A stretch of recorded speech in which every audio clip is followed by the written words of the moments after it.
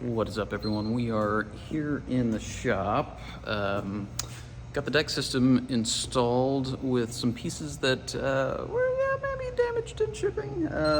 But before Christmas, I had to get everything in so that I could get presents up north without having to worry about snow and such. So, since Decked already has a really good installation video, we're going to take a look at what it takes to uninstall one of these. Let's take a look. I'm going to start by removing these little guys here, but it also acts as a reinforcement, so it keeps the two deck panels together.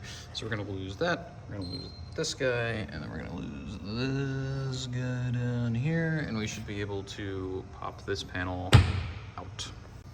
So these little guys are 1/8 Allens. The system's built in the US. All the fasteners are standard, which is a little bit of a bummer if you have a metric vehicle, like almost all modern vehicles, which means if you do need to work on this thing or tighten anything up while you're out in the sticks, you will need some standard hardware. That comes off there, just like that. Whoop. If you get these little guys off, just one by little 3/8 fasteners. Zip those guys out of there. Then we will need to take these bottom rollers off. Those are a 7/32 Allen, and they just back out just like that. So from there, we should just be able to yank the drawer out.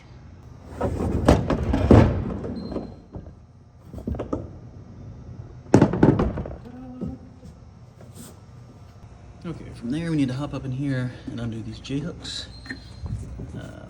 These little turnbuckles that actually hold the system in place. Just turn. Get those suckers out. Okay, so now we're gonna knock out these guys.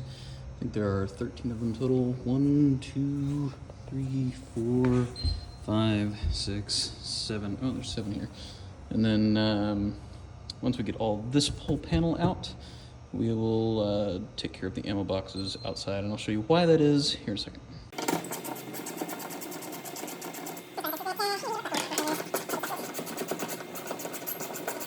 All right, we're all detached, so we should just be able to lift that up out of there and slide it out. All right, that's what you get. So why didn't we just take these loose? So you're looking at the cab side here, and that's because these actually have nuts on the bottom, not nut certs like the ones on the back. So we actually have to take this one loose outside of the truck before we can put the new one on. And that's what you wind up with. You want this is the big interior rail, the channel that the rollers actually roll on. And then there is the old, focus, hello. There's the old panel. Why did we pull this panel off? Well, this one got damaged in shipping, so I had to do epoxy that sucker back together. Probably would have been fine. It's just also a good chance for water to get inside. So I called up Decked. Their customer service was awesome. They said absolutely no problem, and they sent us a new one. So let's get that sucker unboxed. Actually, before we do that, let's take a look at this. Something you don't really see all that often is what these things look like underneath. You've got these big honking pieces of metal every, I would say 12 inches, 16 inches or so. And that provides a lot of the rigidity. They say that you can park 2,000 pounds on one of these things as long as it's, evenly spaced out and not just on a single point. And, I believe that would probably be the case. All right, let's get this thing unboxed.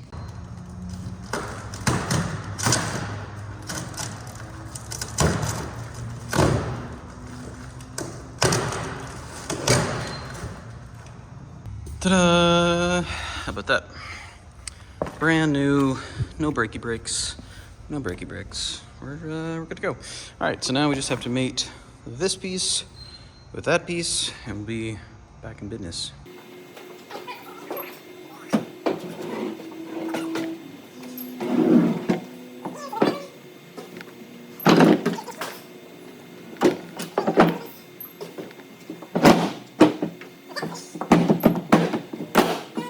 So that's it. That's the long and short of it. We replaced that top panel, easy enough, and we'll take a look at exactly what I like and don't like about the system so far.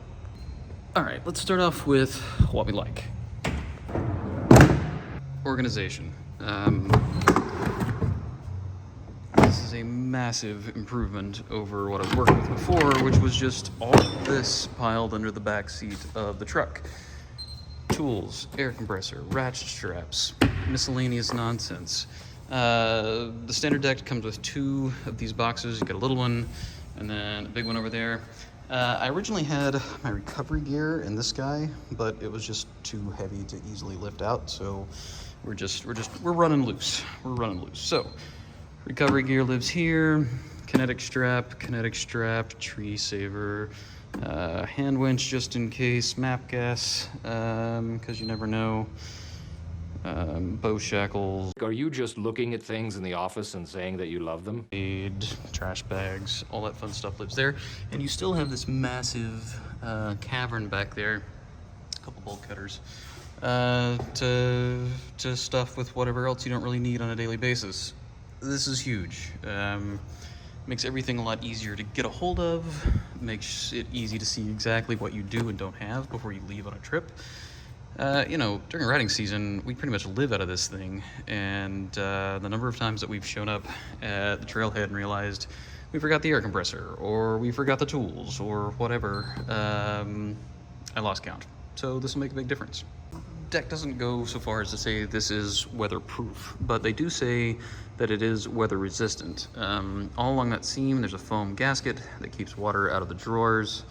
The drawers are tucked way up in there. You get this handy little piece of weather strip that keeps water out, and it does a really good job. We did about an 8-hour drive through some pretty heinous snow and ice, and the drawers were bone dry at the end. I even had a guitar in there, and it was totally fine. You know, would I trust it through a car wash? I'm not that brave, but I think for most use cases, it's pretty good. So, what about things that I don't necessarily love? It takes up a lot of space. You know, that's the vast majority of the bed. You know, if you're not somebody who's moving material around a lot or not putting really heavy objects up in your bed a lot, that's not really a big deal.